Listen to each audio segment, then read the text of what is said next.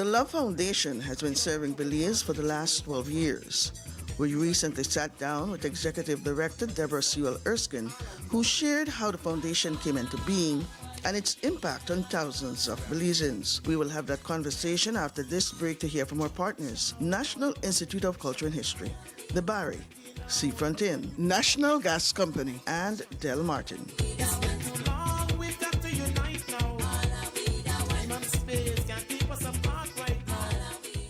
Belize's food heritage is more than what's on our plates. It's the stories, skills, and traditions passed down through generations. But today, those traditions are at risk. That's why the Belize Food Heritage Project is training over 150 community participants, documenting 80 traditional foodways, and sharing the rich flavors of our culture. Join us in celebrating Belize's living heritage, one recipe, one story, one community at a time. Supported by Niche and the UNESCO ICH Fund. Debari is your one-stop store of choice. We have an array of electronics and accessories to keep you connected. Your home will be the envy of your friends when you choose from a wide variety of household appliances. We can help you dress the entire family in style and comfort with our selection of clothing and footwear. Visit our store on Albert Street in Belize City, San Pedro, La Isla Bonita, Park Street in Orange Walk Town, Belmopan, and San Ignacio, Santa Elena. Debari, get more, pay less. Seafront Inn welcomes you to Punta Gorda, overlooking the beautiful Caribbean Sea. Seafront Inn offers visitors a relaxing blend of comfort and local charm. Our rooms are spacious and fully air-conditioned, with several amenities including refrigerator, microwave, TV, and more. Clive's Restaurant is located on the 3rd floor and offers a wide variety of delicious food. We can also host your special events. So when you need to get away for business or pleasure, enjoy the atmosphere at Seafront Inn, offering the best of Southern hospitality.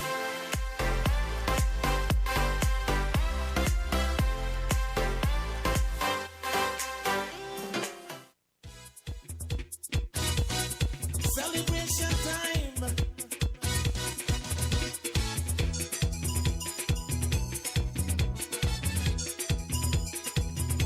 It don't matter what part of the jewel they come from. You da you and me da me. But guess what? All are we the one. See what I mean? Jump and shout. I have the honor and privilege of talking with the managing director of the Love Foundation of Belize, Mrs. Deborah Sewell Erskine. And Debbie, thanks for this conversation with you. I'd like to start off with an overview, perhaps, of the Love Foundation and the work you do with the Love Foundation. Thank you, Chief. Well, the Love Foundation is a family foundation under the umbrella of RSV Limited. It started as an organization that did mostly community engagement work and youth development work. We have now moved into doing work in the areas of good governance. We also work with women and girls, primarily those who have been victims of human trafficking and commercial sexual exploitation. So it really covers a whole gamut of various types of programs that we've done on the Love Foundation for the last 12 years. And I know you enjoy working with organizations like the Love Foundation. You've been doing this most of your life, right? I've been doing this all my life. All your life. Well, that's a good point to go back to all your life. Let's start looking at all your life before we continue with the Love Foundation. Let's get to know Deborah Sewell. Okay, well, I left Belize at the age of 13. You were born in Belize City, right? I was born in Belize City, raised in Orange Walk, and left at the age of 13. And we settled in New York. what people would say upstate New York, Westchester County. Graduated from high school, Greenburgh, New York, and then I went on to Westchester College and then Iona College. And so my entire adult life has been in New York.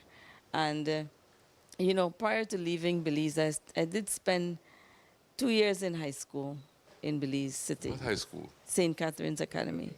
And so while I was there, a group of friends, we started the St. Ignatius Youth Group. So we were the first cohort for the St. Ignatius Youth Group. And so that's where I got into community service. So that sparked your interest really to continue moving forward in community service. Yes. So when I moved to New York, one day I walked down the street and I saw this building that said Community Opportunity Center. So I walked in and I said, "What do you guys do here?" So the man that was managing it said to me, kids come here to do homework, and we have different types of programs, senior programs. We have programs where people come to eat twice a week. And I said, I'd like to volunteer. And you volunteered right away? You didn't hesitate No, second right. thoughts or anything like that? Right away, I started volunteering. And it turned out to be like a full-time job. I was there every single day, and that being at the center really introduced me to a lot of different people. Like I created a network, I built a network there. So this was the board members for that center were judges and lawyers, people who were very high profile in the community. So I got to meet them. And then people who would come to volunteer were volunteering from like GE, General Foods, these big corporations, they would come and volunteer. So I got to meet those people, and they were CEOs, executives from those large corporations. So I developed a huge network being at the center. And How long you stayed at the center? I stayed there probably 10 years. But I had then I got a full-time job. So I was at the center, graduated from college, and my first full-time job was actually in a radio station because my college degree is in broadcasting. So that didn't work out well. Why, Debbie? Why? I mean, I've been in radio all my life, and to hear you say that your first job at a radio station did not work out well, obviously that brings a big why to my mind. Well, at the time, this was the 80s. So we moved in the early 80s. So this was kind of like the late 80s, right? And coming from Belize, I didn't really know much about the civil rights movement. Okay. And so there was a big push on affirmative action back then. And I don't even think people realize what affirmative action meant, right? But affirmative action was created so that minority, and it doesn't mean minority, black, Hispanic, it means anyone in the minority. Right? Meaning handicap, meaning, you could be visually impaired. Minority, it would give them an opportunity to work, right? Without discrimination. And so I was hired, I didn't know this, but I was hired under Affirmative Action Act at the radio station because I was black, right? So when I was being called a token, I didn't understand what that meant, right? So when I fully understood fully understood what token meant and the different kind of ways that they would refer to me, I realized that I was being insulted every single day at work. And so I resigned. My second job was at the high school, which was right up the street from where we live, Sleepy Hollow High School. And I worked with English as a second language kids. So a lot of immigrants were moving into the town that we lived in Terrytown, and I was bilingual. And so I started working in the English department with English as a second language students. So I taught English, and I also taught computers. So that was my second job, which then I realized that I did not like working in high school and teaching in high school, but I preferred working with adults. So I moved into adult education, and I worked for 1199 Hospital League, which is the largest union for Hospital League workers in New York. And what I did was I worked with the Training and Upgrading Fund, to train hospital workers for other positions. So if you were a cleaning person and you wanted to move into nursing, then I would create a pathway for you so you could move into nursing. So I helped over 1,000 people move from where they were to other positions within the hospital. And that's where I realized that, you know, this was really something that I wanted to do. That was your life's calling. Yeah. Yes. You identify that as your life calling. Right.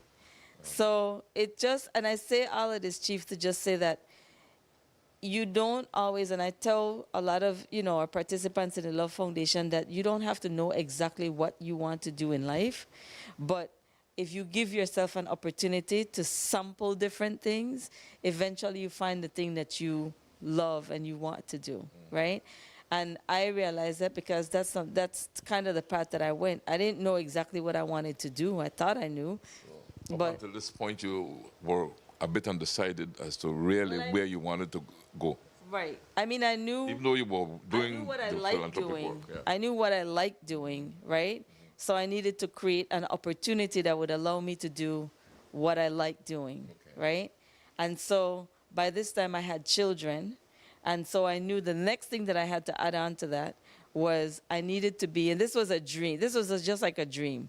I needed to be in an environment where I didn't have to run with my kids to the babysitter and pick them up. Like I wanted my kids to be in the same environment as me, right? So that meant moving to a community center where you had all different kinds of programs. So you had programs during the day, you had programs in the evening, but there was also a full-time daycare. So my kids could come with me to work, go to daycare. When they were school age, they could go to school on the bus. The bus would drop them off back at the center, and they would have after-school programs. They would have homework help. They would have extracurricular activities, learn how to swim, and all this stuff, right, while in the same building. So that's what I looked for. So you lived in that building? Or, I didn't live in that building. You just I worked there? But it had all the facilities like a live-in, almost like a live-in. Well, it had all except sleeping, maybe. There was no sleeping, but there was a daycare. There was a full kitchen that served food all day, you know. There were different extracurricular activities for children, for young people to be engaged in from the age of 5 to 18. Okay. You know, there were basketball programs, swimming programs, all different programs, right? So this, you know, this was the ideal situation for me, and it matched my lifestyle. And so, and it was something that I very much enjoyed doing. So based on the network that I had developed, I was recommended for this job to run a center. So I became the president and CEO of a community center, one of the largest centers in Stamford, Connecticut. Okay. And so that's where I worked until I moved to Belize. Now, moving to Belize now, how did that come about, and what made you decide to make such a, well, at that time it would have been such a significant move, a very, you know, was it hard for you to decide, I'm going to leave all this and come to Belize? You know, I always say this, I just go with the spirit. I say that, and I don't say that lightly, right? Because for me it's always the things that I want for myself, right? What I think would make my life better, right? And running, you know, being the president and CEO of a large community center that had so many different moving parts to it, it was great, yes, because my children could be there with me, but it was also a very demanding job, right? And so it's not just your kids, it's everybody else's kids, right? So you're there and you're giving a lot of your time. You're spending Christmas, you have Christmas dinner for 500 children, you have Thanksgiving dinner for 500 children. So your children become a part of the 500, right? And I realized that I was investing a lot of time in other people's children and not so much time in my children. And the only solution I knew for that was to move to Belize, because life would not be so hectic. And so that's why that was the decision to move to Belize. When we make decisions like that in our life, is to move on from one country to the next, there's usually an event, a specific event that we can associate making that decision with. Do you have any such event that you can say, well, okay, this happened, and this is what made up my mind once and for all? Well, I spent some time in Africa. I took some kids from the center to West Africa. We built a 12 classroom school. That's why it was still active. Yes, right? And it was on that trip, we were in a village. We had no access to television, phones, anything like that. And it was on that trip that I said, I need to do this because I need a less hectic lifestyle, right? And that was my first attempt at moving to Belize. So I moved to Belize, and that's when I became the founding general manager of the B&E Trust. That was my first trip. Did not work. How did you find out about the B&E Trust, or how did the B&E Trust find out about you? I applied. There was a So you read the vacancy? notice. I didn't know it was the B&E Trust. There was a notice for a vacancy with someone who had the skills that I had. And I said, this is a perfect match, right? And so I applied. And it was not until I got the first call for the interview that I saw the caller ID said Belize Natural Energy. And then when I went to the interview, they said they want to start a trust. You know, they had some monies that were allocated, and part of the agreement with the funding organization that had funded them was that a portion of the proceeds would go back for the development of Belizean people. And so that was something that I could do with my eyes closed. And I applied, and long story short, I got the job. And, at that time, I was very naive to the inner workings of how things actually work in Belize. And I set up the entire trust with the policies, and some of the policies was so that the trust fund would not be used as a slush fund, right? And it turned out that eventually these requests were coming up. And so, long story short, my contract was not renewed. And so you did all this on a 2-year contract? Yes. I did all of this on a 2-year contract. At the end of the 2 years, it was not renewed. Right. At the end of the 2 years, it was not renewed. And I moved back to the U.S. Okay. And then... You moved back to the U.S., but you were doing some work in the U.S. You didn't just move back and not work. What were you doing when you moved back to the U.S.? I became a consultant, and I took a position to go to Haiti and to build a school and an orphanage in Haiti that was affiliated with a large Haitian church in Stamford, Connecticut.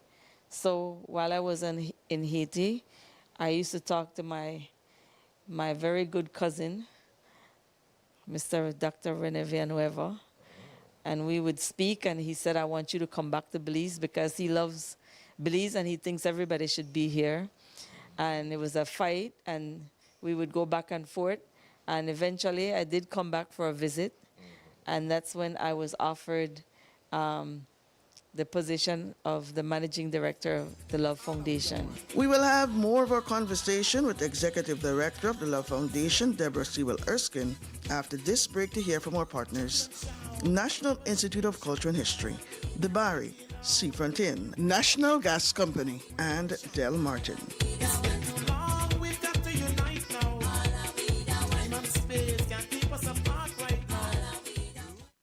Are you up for an adventure?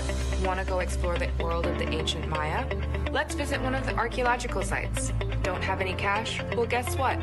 The Institute of Archaeology niche has made payment options more convenient. We are now accepting DigiWallet payments at 13 of our archaeological reserves. Here's how to do it. Select the bill pay option within the DigiWallet app. Then select government entities. Click on niche and enter the site name, fee type, cost of ticket, and click Pay Bill. After a successful transaction, show your digital receipt to the ticketing clerk, and this process is complete.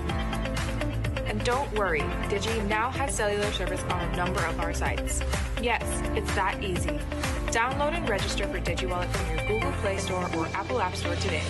Pay your park fees with ease and enjoy an unforgettable experience at these incredible archaeological reserves. This message was brought to you by the Institute of Archaeology niche, preserving the past for the future. DeBari is your one-stop store of choice. We have an array of electronics and accessories to keep you connected. Your home will be the envy of your friends when you choose from a wide variety of household appliances. We can help you dress the entire family in style and comfort with our selection of clothing and footwear. Visit our store on Albert Street in Belize City, San Pedro, La Isla Bonita, Park Street in Orange Walk Town, Belmopan, and San Ignacio, Santa Elena. Debari, get more, pay less. Seafront Inn welcomes you to Punta Gorda, overlooking the beautiful Caribbean Sea. Seafront Inn offers visitors a relaxing blend of comfort and local charm. Our rooms are spacious and fully air-conditioned, with several amenities including refrigerator, microwave, TV, and more. Clive's restaurant is located on the 3rd floor and offers a wide variety of delicious food. We can also host your special events.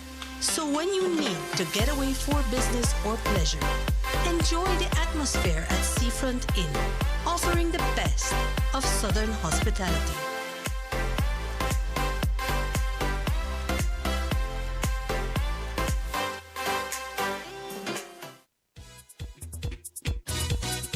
Celebration time.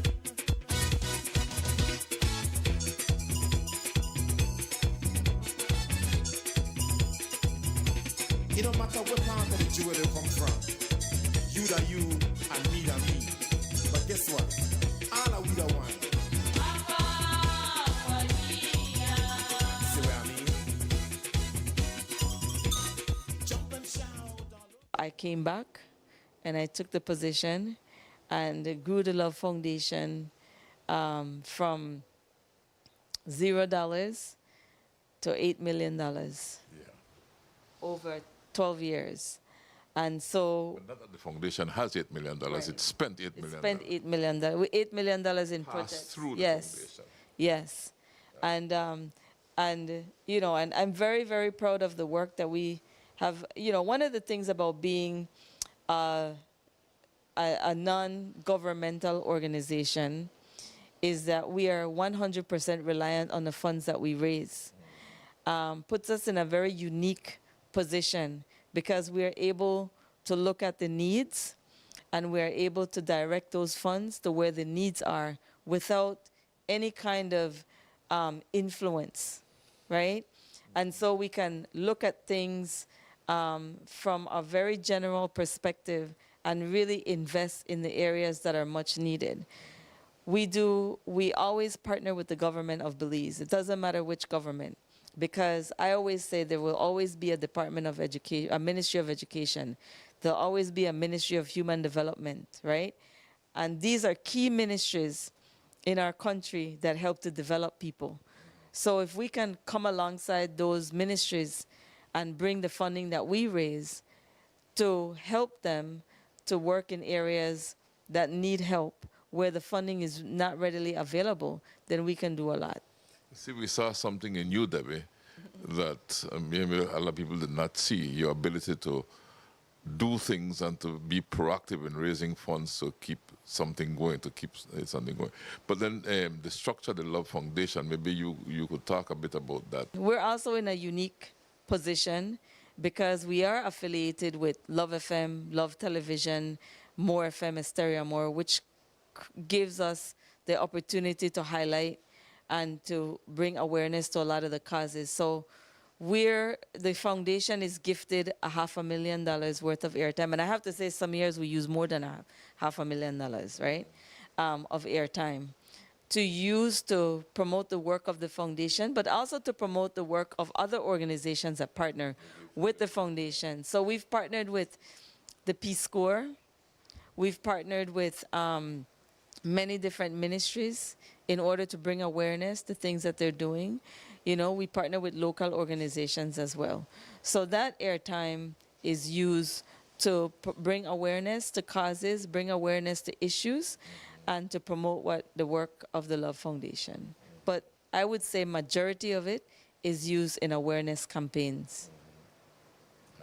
And it has worked because that has been really the financing backbone of the Love Foundation, you know, being able to leverage this airtime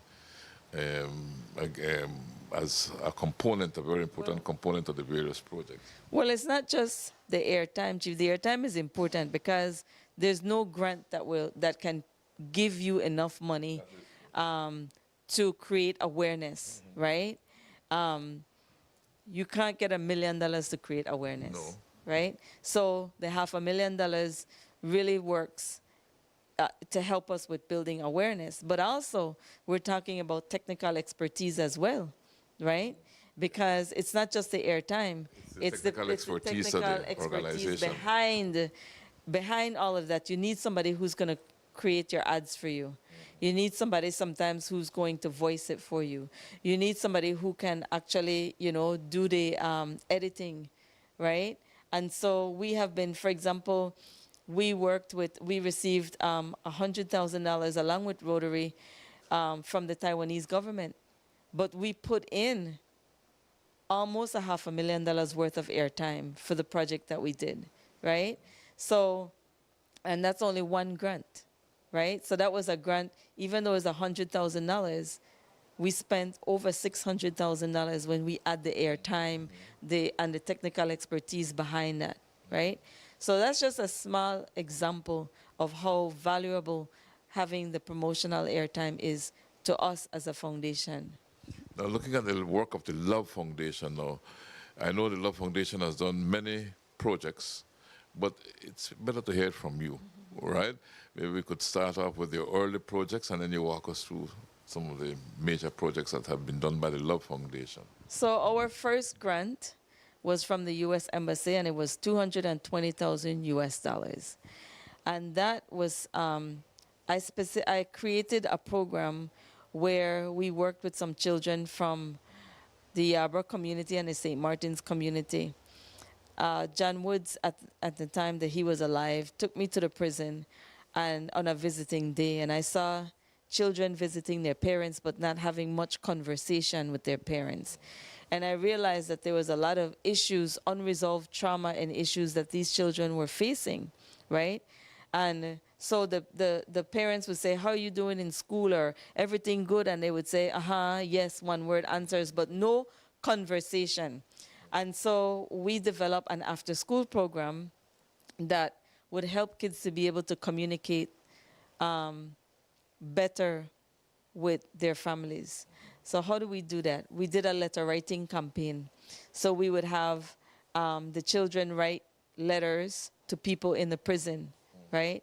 And those letters were not to anyone specific. It's like a pen pal situation. So you're writing the things that are upsetting to you. You're talking about, my father left us, we're not, and he's in jail and whatever. Whatever is happening with them, they would write those in the letters. And we would take the box of letters up to the prison. And then the prisoners would read the letters and they would answer random letters. They would just write back. It was a form of therapy for them. Yeah. So they were receiving answers to their questions. They were receiving some kind of, we understand how you feel, that kind of thing, right?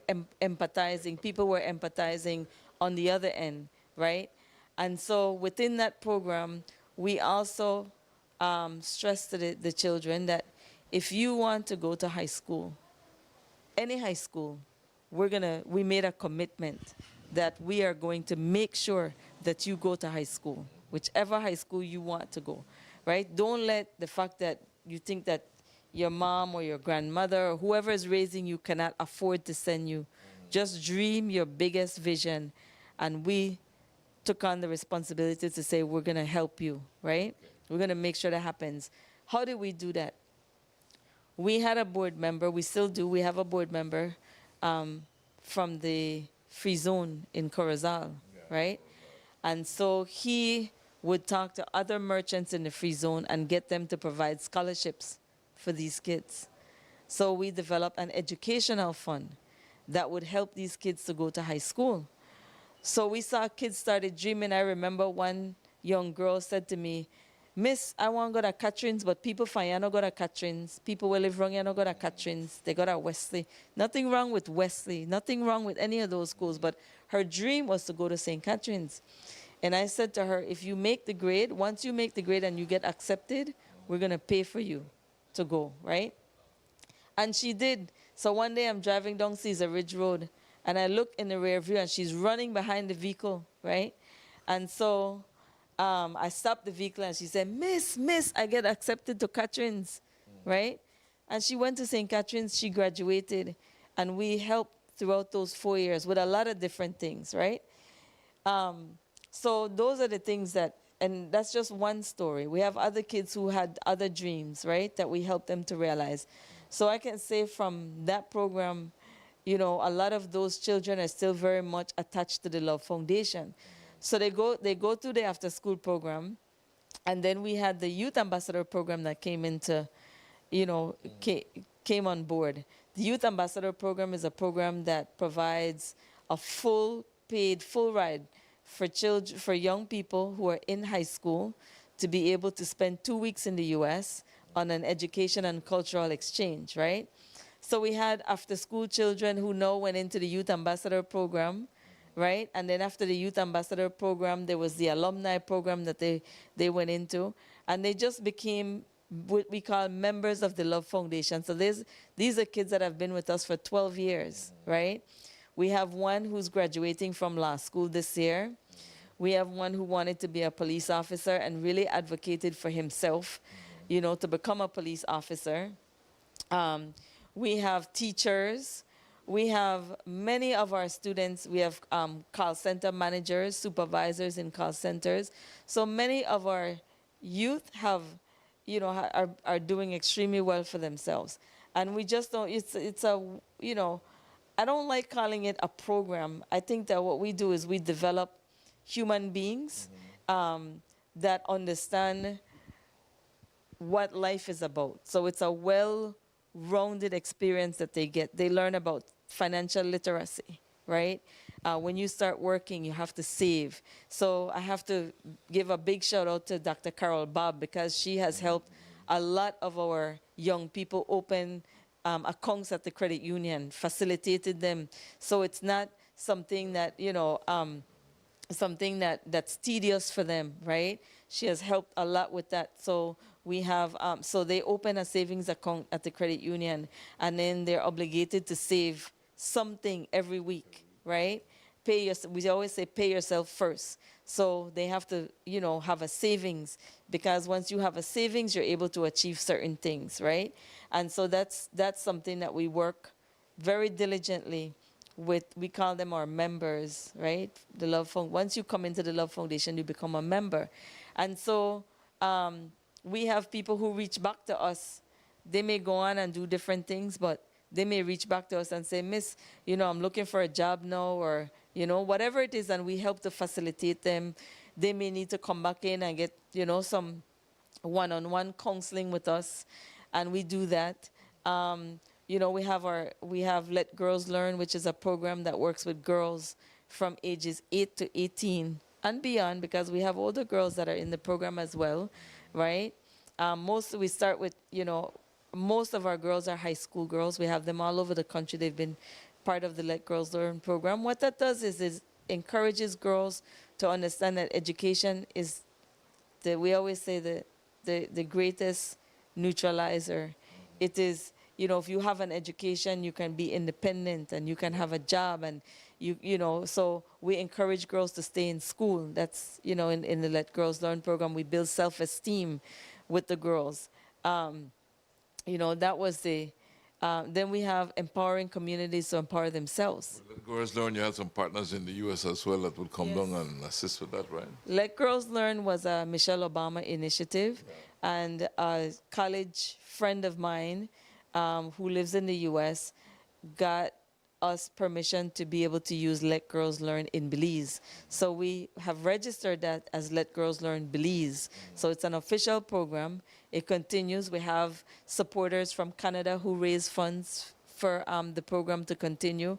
The program offers therapeutic assistance for our young girls. They offer sometimes scholarships or what we call educational assistance. They may need that extra $300 to pay for graduation or whatever it is, right? Once you are in the program, those are the things that, you know, there was, last year we had 20 girls who were on full scholarships for the whole year, and that was by one donor who paid 1 year high school for 20 girls, right? So it provides that assistance to girls in many ways. If it's counseling that they need, if it's, like I said, the educational assistance, if it's transportation, sometimes it's transportation that they can't get from home to school and school back to home. They just don't have the monies, right? So that might be it. It might be lunch. They don't have the monies. It may be that the parents can pay for the fees, but they can't pay for all the extra things, right? Which we do. So we remove any barrier for girls to be able to finish school, right? So that's what that program does. We have empowering communities to empower themselves. That started with a small $5,000 grant from the U.S. Embassy Public Affairs Department, right? And that was kind of a dream of Cisco Woods, one of our board members, where he wanted to help the guys who were involved in gang activity to find a way, a means to create economic sustainability for themselves within their communities. Because we all know, there were all these programs, and we did it before, where we would bring people in and train them how to repair a cell phone, how to do certain things. But what are they going to do with that training when you can't move from it's a real thing that you cannot move from your community to another community freely because your life is in danger.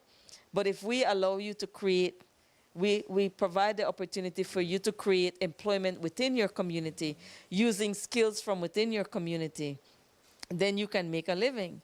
And so some of these guys build furniture, they're masons, they know electrical work, how to fix air conditioning, different things. And so what they have done in some of these communities is created an opportunity for people to avail of their services. So they're not scary anymore. The communities are not scary anymore. People are coming in and out of those communities. In one of the communities, somebody opened an Airbnb, right? Which was a community that nobody wanted to drive through. But because the activities, the violent activities have died down in that community, people feel safer in the community, right? And so that was an opportunity to help these guys take on a leadership role in their community and create some economic sustainability for them and their families, right? And so, we see where some of these guys have gone on into other businesses. But we supported them for 2 years. Supported them meaning that we provided the basic tools that they needed. We provided business management skills training for them. And we provided that constant support for them as far as having someone to talk to, answer their questions. I don't believe in everything that you need. Money is the answer. And so that's not something that we promote, right? We work with people to help them to get to a certain place where they can themselves. Exactly. That goes back to the old adage, if you give a man a fish, he'll eat for a day, but if you teach a man to fish, then he can eat, forever. So those are some of the high programs, but you have done other programs besides those that you have mentioned. Yes. I recall. We also, in 2016, was our first good governance program, right? So Belize had just signed on to the United Nations Convention Against Corruption, and we wrote our first grant, which allowed us to create a training manual for public service officers in understanding what is corruption, right? And how to identify corruption. So that became a mandatory training for public service officers. Later on, Galen University picked it up, and it became a part of their curriculum, and it's an ethics course that everyone, if you want to graduate, you have to take this course. It's required, right, for completion of your course study at Galen University. So that was a way that we would ensure that this lives on, right, that it continues. And then we also had the accountability lab, where we trained people, we call them reformers, people now who were heads of department throughout different ministries. So these heads of departments now are reformers within the government, and they continue to make changes, policy changes that would seek to minimize the level of corruption within the government, right? It's ongoing, and we have people, you know, like Jian Cho, who has gone on and developed his own program within his department to ensure that people understand how corruption affects what happens in our country. And then we also did a training for all the financial officers in the government, which had never been done before, and we did that alongside the Auditor General's office. It's important for the finance officers, the FOs, to understand that they control the purse, right? As an FO, you control the government purse. It's not the minister, it's you, right? The minister cannot ask you to do anything, cannot do anything, spend any money without your permission, right? And so it was very important for the FOs, the finance officers, to understand their role in all of this. Now, Debbie, let's look at who determines and how you go about determining the direction that the Love Foundation takes. Well, the mission of the Love Foundation is, we always said it was not going to be an organization that just gives hands out. We said that. We said that the direction of the Love Foundation would be to work in partnership, to change, to make changes in Belize in general, right? And so that was the overall mission of the Love Foundation. So we looked at what the issues are. The first thing that we did to determine our direction was to look at the time, it was the Millennium Development Goals. And what was the focus of the government of Belize with the Millennium Development Goals? And that's how we started deciding what programs we were going to get involved in, right? And so community and youth development, but specifically keeping kids in school. How do we do that? Providing, and that's where the after-school programs came, right? Providing opportunity for kids to be engaged with homework help, tutoring, remediation, things like that. And then helping them to find the finances to go to school and stay in school, right? And then working with those children, we started seeing that there were other issues that needed to be addressed. And I always say that you can't put a child in school if the child is hungry and if they don't have proper housing and if they don't, if all these other things are falling apart. You have to address the whole issue. So how do we do that? We created opportunities where we would help the parents to find employment, right? So we worked with a lot of businesses and we did a whole employment training. So that was our learning, earning, and parenting program, LEAP. That was LEAP. We had funding for that, right? So, see, we started first with the after-school programs, right? And then we realized that we had to get the parents engaged, and parents had to be self-sufficient to be able to take care of their children, right? So that's where LEAP came in, right? And then after we did LEAP, now, the Love Foundation does not continuously fund, like, for example, once you come through LEAP, you've had all the tools that you need. You have the opportunity to engage the Love Foundation at any point in time, right? We have relationships that we built with companies, with businesses, that we're able to find employment for our parents, right? If the parent is employed, then the child is able to have a place to sleep and food to eat, things like that. So that's how we kind of determine where we go. We see the issues that are arising. There was an issue with violence on the playground, violence between children from one area and another area. So we looked at how do we address that, right? That's when we started doing the empowering communities to empower themselves. Now this is the whole community. So we start with the children, then we went to the parents, then now we're working with the whole community to minimize violence in the community, to provide the therapeutic assistance that they need in the community, how to create. Then when we started working with the entire community, some of the issues from that was domestic violence, commercial sexual exploitation. So we have to figure out how do we address these issues. So when you start working in communities and you start seeing all the issues, I don't believe that you can ignore those issues, right? And so we started working in those areas to address the commercial sexual exploitation. You know, people, when they think about human trafficking, you think about somebody coming from another country across the border. It happens in Belize, domestic, it happens right here, right? So we started looking at that and helping people to understand what that really means, right?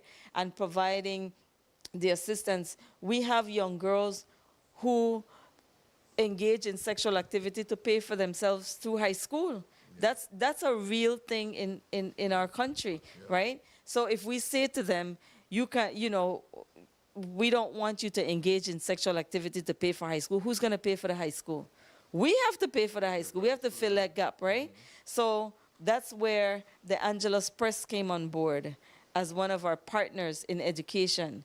So the Angelus Press and the promotional airtime. So we use the promotional airtime to help sell the books, the diaries that Angelus Press does during Christmas. And then the more they sell, the more money comes into the fund to be able to help our young girls and boys to be able to pay for their school, right? So it all works hand in hand. And then we have, then the good governance part of it came in, because a lot of funds that are supposedly to go to communities for infrastructure, for housing, for different things, were not reaching the communities. So we needed communities to understand how to develop their voice, how to speak to their area representatives. They needed to know how to read the budget, right? What's in the budget for my community? And what am I, you know, instead of just talking to the area rep about $50 for, or buy a door or a roof or filling for my yard or whatever, you know, what really is in the budget for our communities? And how do we advocate for ourselves?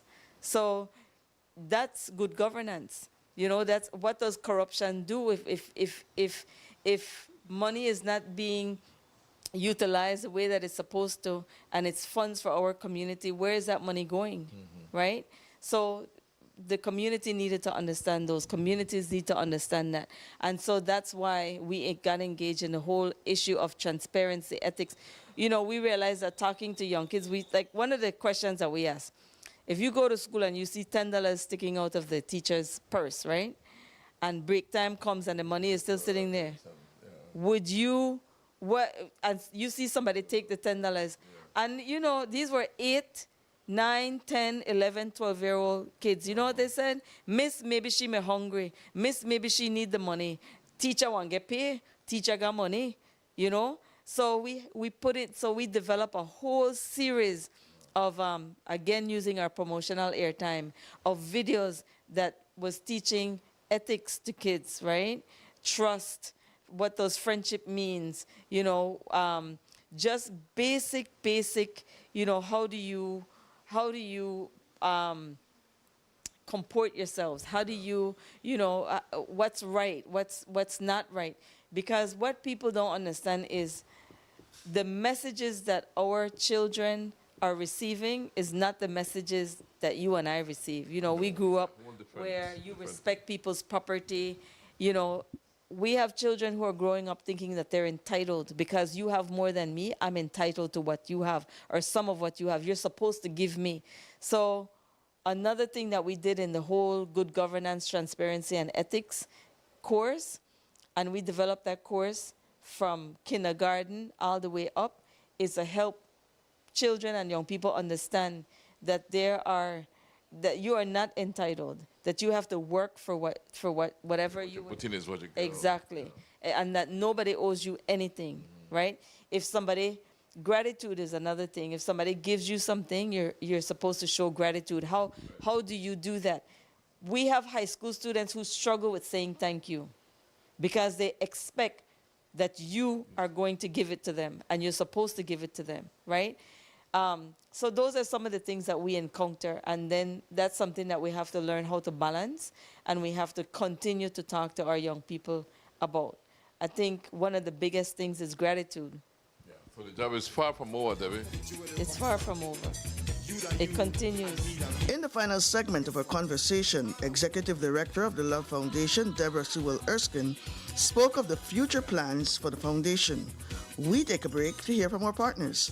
National Institute of Culture and History, the Barry, Seafront Inn, National Gas Company, and Del Martin.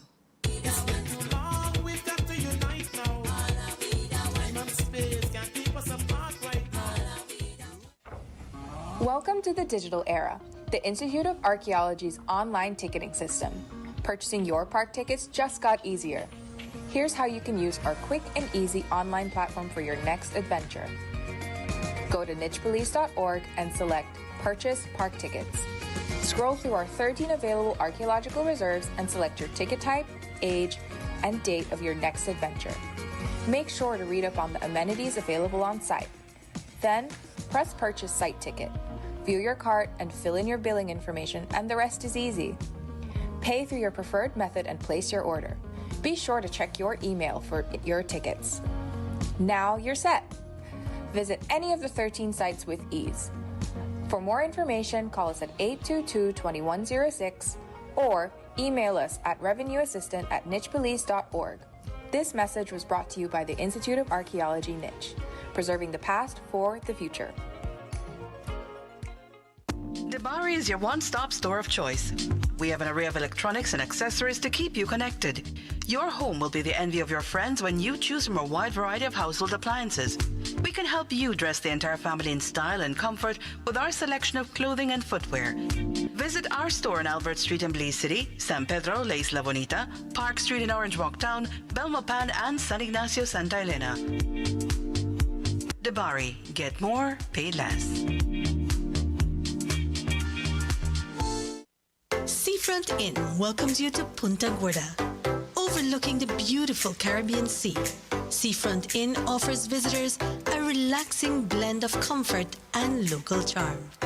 Our rooms are spacious and fully air-conditioned, with several amenities including refrigerator, microwave, TV, and more.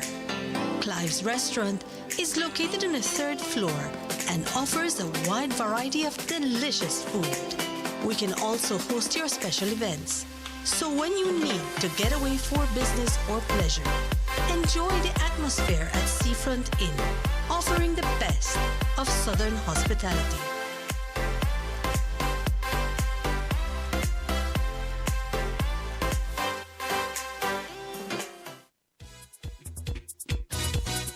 Celebration time.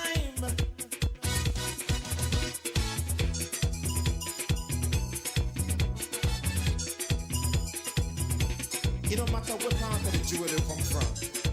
You da you and me da me. But guess what? All are we the one.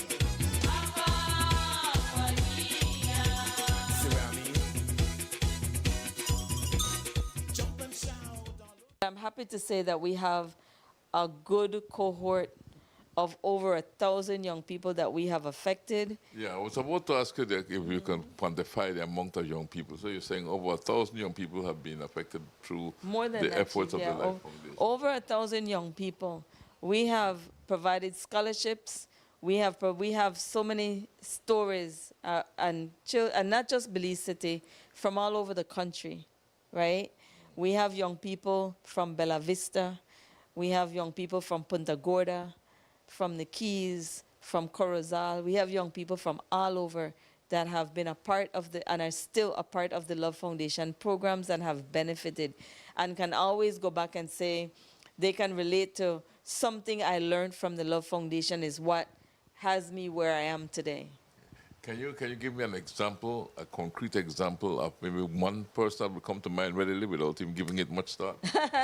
Yes, several, but I'll go with Fabian Green, right? Okay. Fabian came into our Love Foundation program as a very young person, and he his dream was to be a lawyer, right? So he would always say, I want to be a lawyer. He was a youth ambassador, and when he graduated from SJC Sixth Form, he applied for a position with a law firm, and he was one of the last three, right?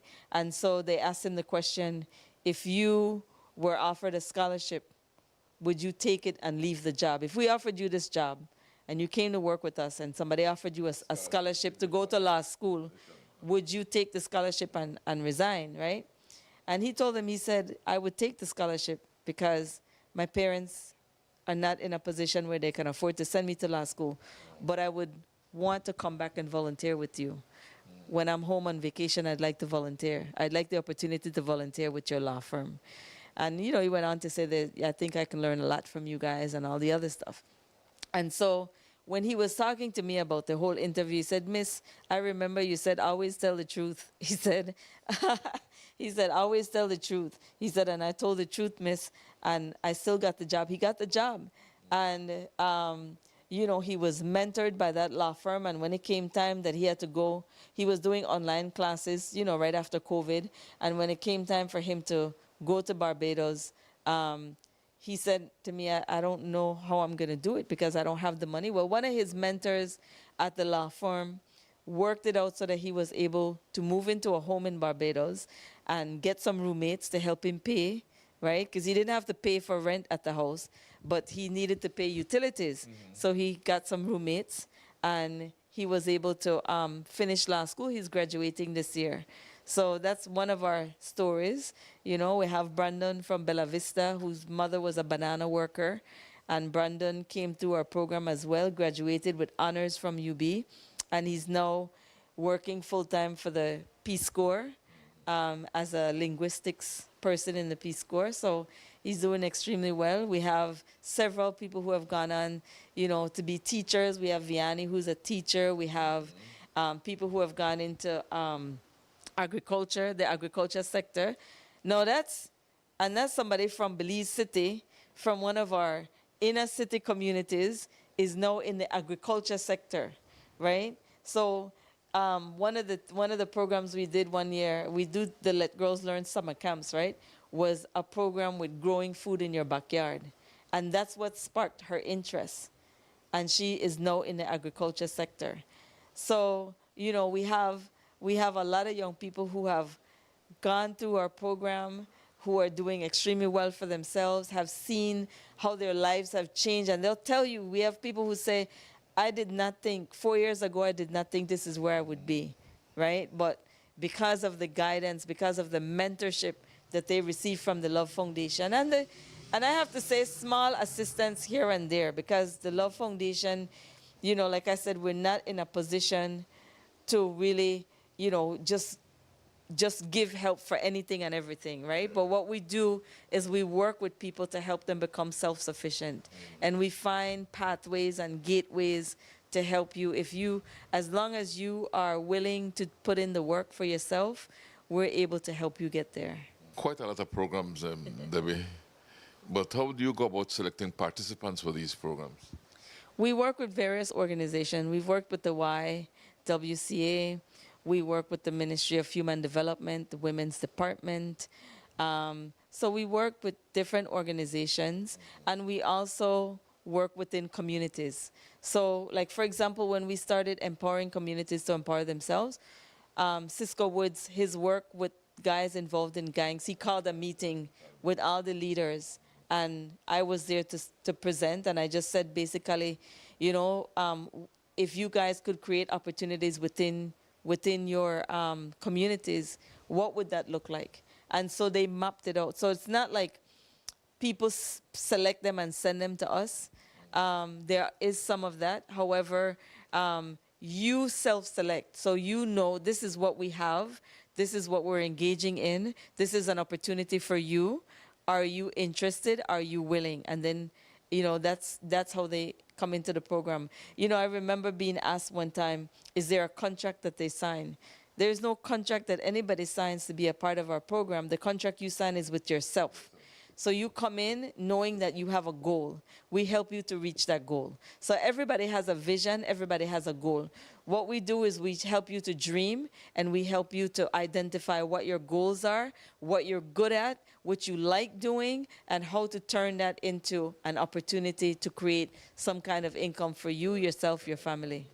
Now, Debbie, what would it take for one to work along with the Love Foundation, like to maybe co-create programs or to find out more about the programs you're doing? What does one have to do? Well, we have a Facebook page. We also have a website, and our contact information is there. So people do contact us through our Facebook page or through our Love Foundation phone number, email, to work with us in different. We have worked with others who are writing a grant, and they want to work with us on the program that they're writing, as long as it aligns with what we're doing. And what we do is really look at how do we develop communities, how do we move communities from being marginalized to a community that can advocate for resources and advocate for upliftment of their community. And that's very general, right? Because it looks a lot of different ways, right? So if there's somebody doing something around domestic violence, right? We will work alongside them. If they're doing something on employment training, it all depends, because we're doing all of that in those communities. Can an individual with needs approach the Love Foundation with those and state those needs and see if it fits into your program?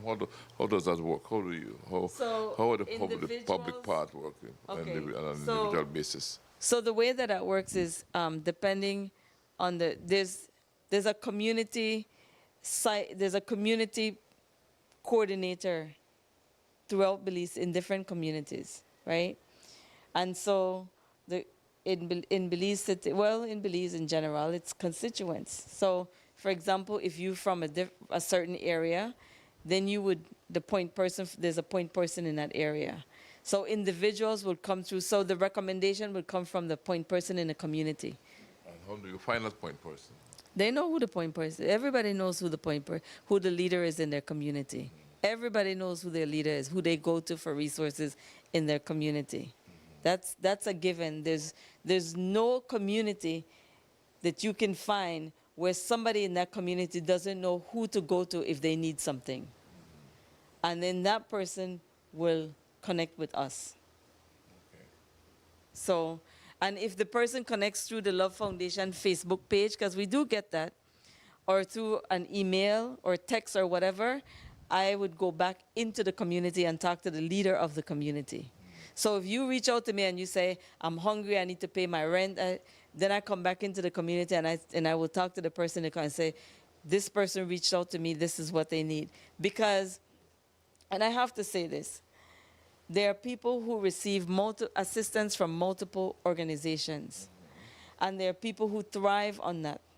They go to you, they go to this one, that one, that one, and they're receiving 4 pantry bags. They're receiving multiple assistance, right? And I don't live in those communities, so I don't know if your need is a valid need or you're just trying to, access another resource, right? And so in order for me to know what's going on in communities, I have to be able to speak to the people who live in the community, who know the community. We rely heavily on those people. Debbie, we have touched a lot of programs that the Love Foundation has done, right? How would you summarize the impact that these programs have had on Belize? Well, there's a few things. Most of our funding comes from United States, CARSI, ESF funds, right? And a lot of those monies were to ensure that we create opportunities for people to stay in Belize, that they don't want to leave the country, right? That was, I would categorize those, or that objective, that goal in our empowering communities to empower themselves, like Girls Learn. We received recognition from Congress for reducing transnational crimes, right? Which are crimes such as human trafficking, commercial sexual exploitation, and people just leaving and going to the U.S. Without a visa, right? Illegally entering the United States. So I think our programs have presented opportunities for people who would wanted to seek asylum in the U.S. and leave Belize to be able to create a viable sustained economic lifestyle in Belize and stay with their families, right? We have seen reduction in violence in the communities where we work. And that's not just me saying it, but the statistics are there to show that there has been reduction in violence in the 5 communities where we work. We have seen a reduce in teenage pregnancy among the communities that we worked in. We have seen a drastic reduction in teenage pregnancy. We have also seen a decrease in domestic violence within our communities.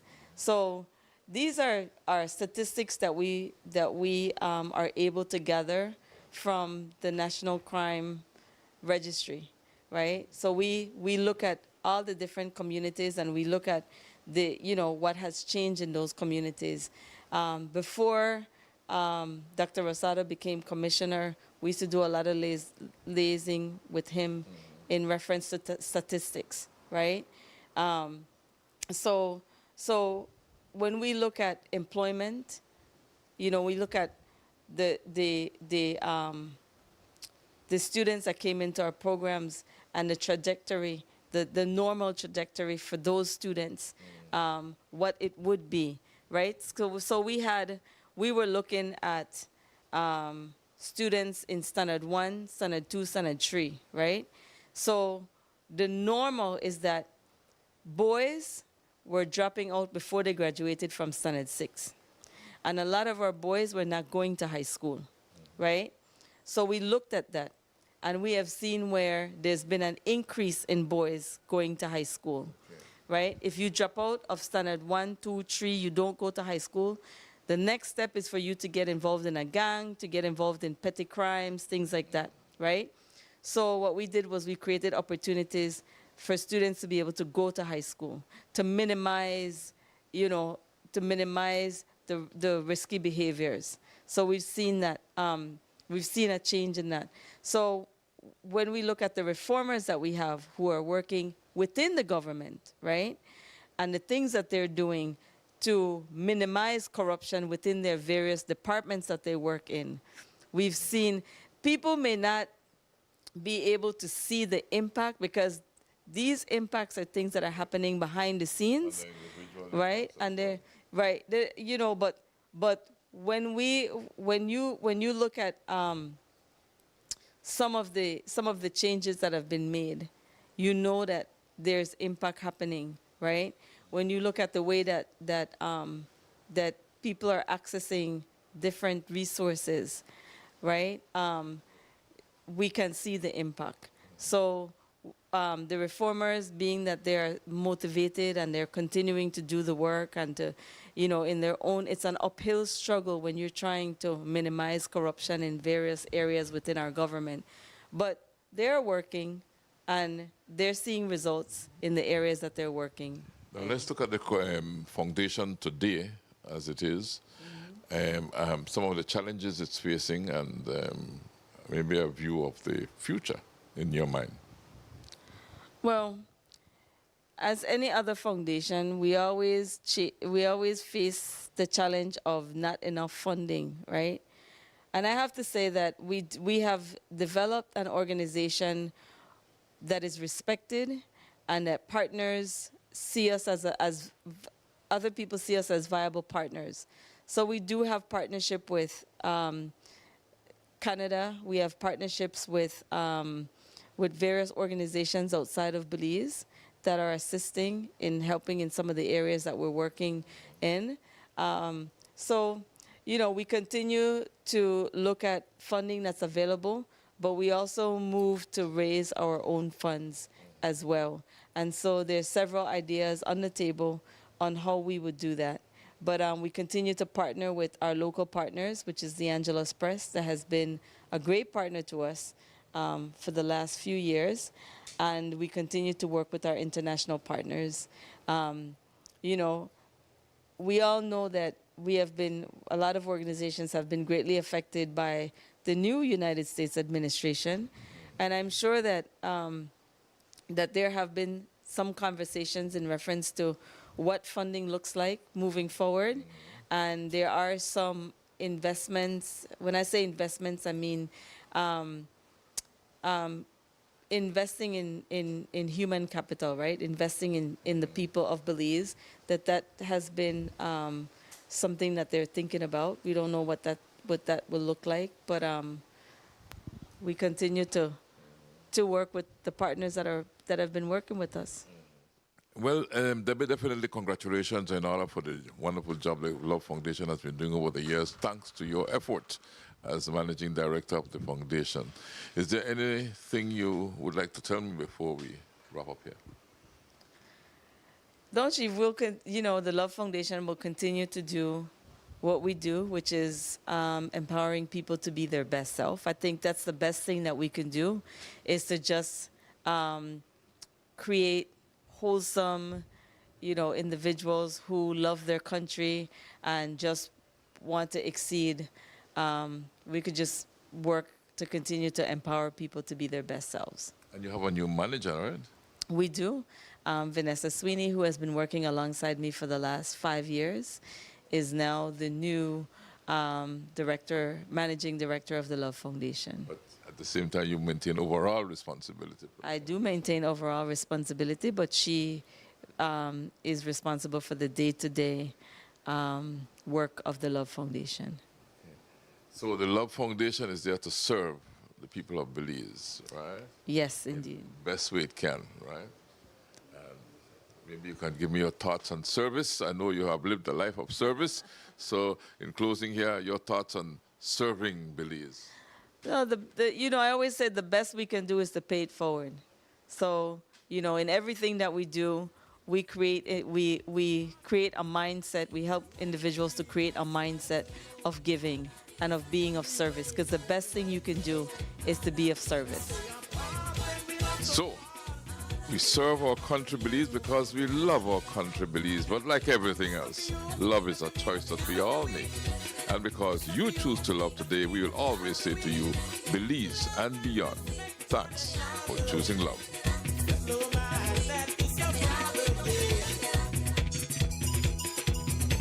Yeah.